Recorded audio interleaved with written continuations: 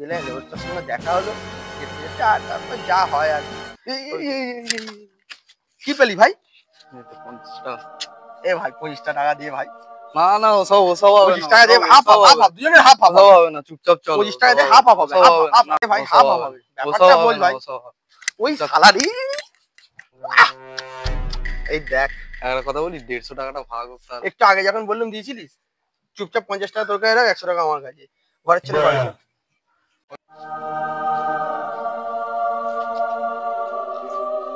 দাদা কিছু খুঁজছেন আপনি?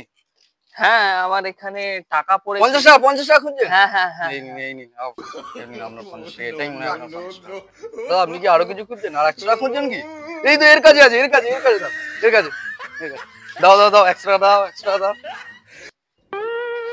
100 টাকাটা দাও। এই নিন, এই নিন আপনার 100 টাকা।